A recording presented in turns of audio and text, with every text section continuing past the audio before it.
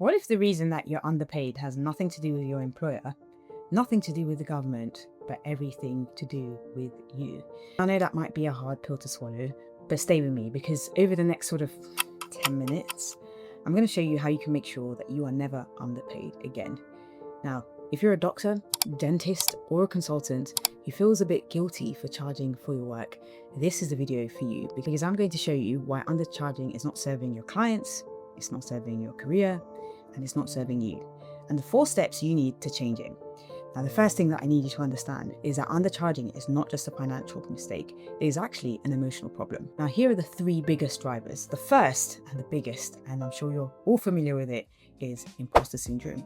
Who am I to be charging this much? I need to start my prices low. Oh, will anyone pay me for this? This, but I have a very important question for you. When you started your first job, did you say, oh, actually, you know what, don't pay me my full salary, wait till I'm more comfortable, and then you can pay me my full salary? You didn't do that. You just got the job done. Now, the second reason is that if you are in healthcare, especially, somewhere along the line, you absorb into your mind, your framework, your subconscious, that if you charge appropriately, that makes you greedy, especially if you're in the UK and you look over at America and say, oh, they're charging so much money, those greedy people. But the thing is that undercharging does not make you more compassionate. Undercharging does not mean that you are somehow more empathetic. In fact, it makes life unsustainable for you and makes it less likely for you to be able to deliver a better service. Now, the third reason is financial literacy. It was never taught in uni, it was never taught in schools. And so when you're thinking about numbers, you're probably thinking in a time-based system rather than a value-based system, which is what the school system is based on and which is how employers pay their staff. And if you're coming from that system, coming into a value-based system can feel a bit uncomfortable, which is exactly why I created the profit code, which is for consultants, dentists, doctors who want to be able to charge appropriately. And I've broken this down in the portfolio blueprint, which is a mini series in which goes into more detail, and you can sign up below if that's something that you are interested. But for those of you who are continuing watching, the profit code is 4 steps that you can use right now to move forward so that you don't undercharge again. Now, it is in a system called PROF, P-R-O-F, the profit code. Now, the P stands for positioning. So to understand your position, you need to be a bit objective and actually understand your real value. Now, you have to be, like I said, objective and step back and say, hang on a second, I've gone to medical school, or I've gone to dental school, or I've gone to university. And if you're in the UK, that's probably going to cost you about 6 figures right now. If you're in America, probably a bit more. Now, if you're lucky where it costs you a bit less, then great. But it is still part of your value. And then if you happen to be a doctor, you have to continue paying for your professional development. Now, you've got to think about that when you're thinking about your value, because if you've watched any of my other videos, you'll know that you are the asset. The asset is you. And so when you invest in yourself, that is added to your price. Now, I'll give you a quick example. I work for a global journal, and when I started, I was a registrar, and then I became a consultant, but they wanted to reduce the amount of money that they were paying me. And I was like, hang on a second. You are getting a consultant who is doing this work.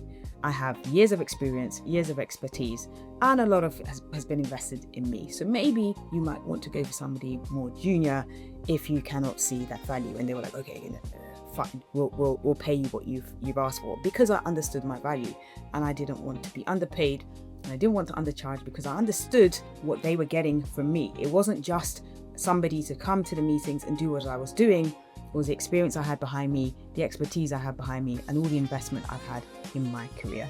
So think about it, do the maths, think about how much you've invested in yourself, even if it is a role that is outside of clinical medicine, because they are still getting that person in you. So even in roles that I do outside of clinical medicine, I still factor in what they are getting, which is me, the asset. You should do the same too. The second are your rates. So you want to calculate what you should really be charging. And in order to do that, you have to calculate what I call your true rate. So you work out actually how much debt, overhead, admin, and so on and so forth do you have as part of your cost to do what you're doing. Now, if you feel really bad about charging or you're a bit early on, one thing you can do is have a standard tier and then have a premium tier. And so you create access for people who cannot, or you believe cannot afford or pay at that level, and you have a tier for them. And for those who can, you have a premium tier for people who want more and who get more from your service, products, or knowledge. But that way you get to serve two sets of people without sort of, feeling bad for it. Another reason why we shouldn't undercharge, especially with an employer, is that what happens is you create a race to the bottom. The market will respond to what you set. So if, like, for example, you are a dentist or a doctor and a shift goes out and it's £30 per hour, and that's way below what you should be getting, and someone takes it, that means you are signaling to the employer that, yeah, actually £30 is great. The budget changes.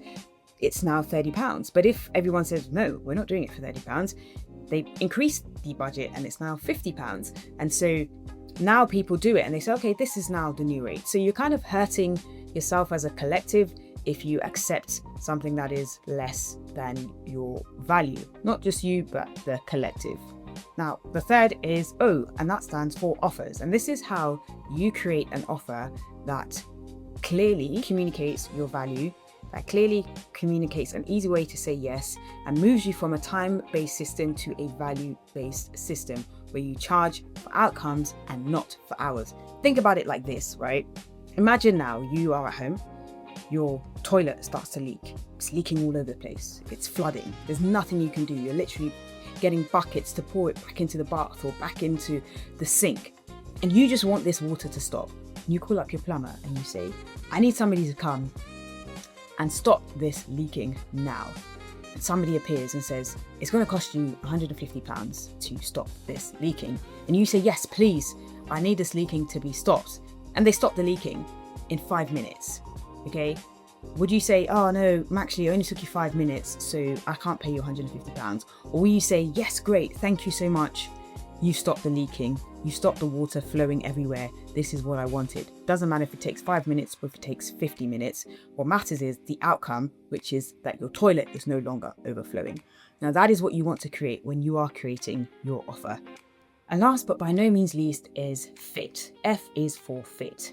You want to educate your market. You want to show other patients, employers, clients, the depth of your expertise. And you want to do that in a way that attracts people who are aligned with your work so that you do not burn out.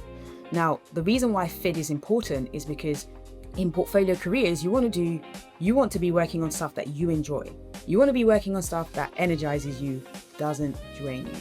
And so you want to be clear on who it is you serve, how you can serve them, and make it as clear as possible for them as well.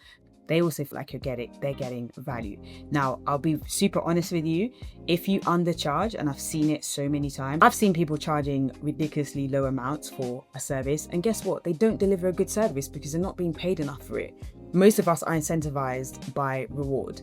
I've seen where a doctor was asked to come and speak at an event and they were asked to send their rates, and they sent the rates, and the company that were hiring them to speak were like, this is literally half of what we normally pay.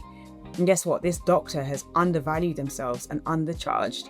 And what happens is when you do that, the delivery of your service takes a hit. So there was this experiment that was done where 3 bottles of wine were set on a table, and the 3 different prices were placed on those bottles of wine. And then they asked people to come and taste the wine and then rank which wine they thought tasted the best.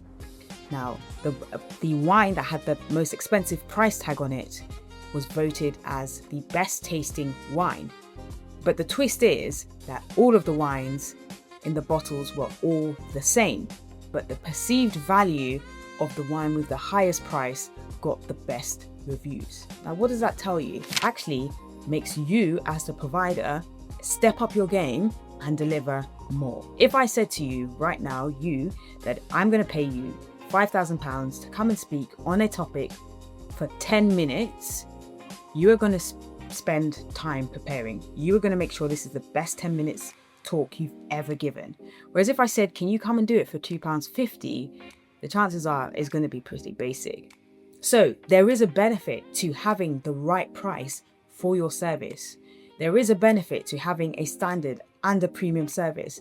a benefit both to you and to your client or your patient or the company who's employing you. I hope this makes sense. And so the more you charge, the better you become at your service, the better the perceived value from your client. Now I get it. I myself have been through it. I remember the first time I was charging for a private patient and I thought, oh no, I shouldn't be charging. This is really bad. This is really, I felt a bit guilty. I felt like, well, the case only took me 20 minutes. And then my mentor at the time said to me, well, no, think about it. You are in a center that is world renowned. The patient went back to their parents well, fit, no complications. They had a procedure that is highly specialized and you have the expertise and the skill to deliver that. And you have done that. And to that parent, what you have done is priceless. And so you need to factor in also the cost of your indemnity. Your risk and your indemnity insurance is higher because you're doing private work. You need to factor into the cost that you have spent 10 years training on this. And you also need to factor into the cost, the risk to you if something did go wrong. And I thought, yeah, it's true. And I did charge. And then I realized that I still undercharged compared to what other people were charging. But that was a lesson for me. And hopefully this is a lesson that you don't have to go through either. So it is an emotional response and you do need to understand your value in order to be able to charge appropriately. Because if you don't, the market will take you at your word and only value you as much as you value yourself. Now, if you want help with figuring out where you fit in the market and figuring out your value or how to decide what you should be charging, then sign up to the mini series or pop me a DM, an email, and I will respond to you. I respond to all my emails. But what I need you to do is stop apologizing for charging all the right prices, because you're not underpaid because of the NHS. You're underpaid because you haven't recognized your worth. And the second that you do, everything changes. It changes for your income, for your freedom, and for the future of your career itself.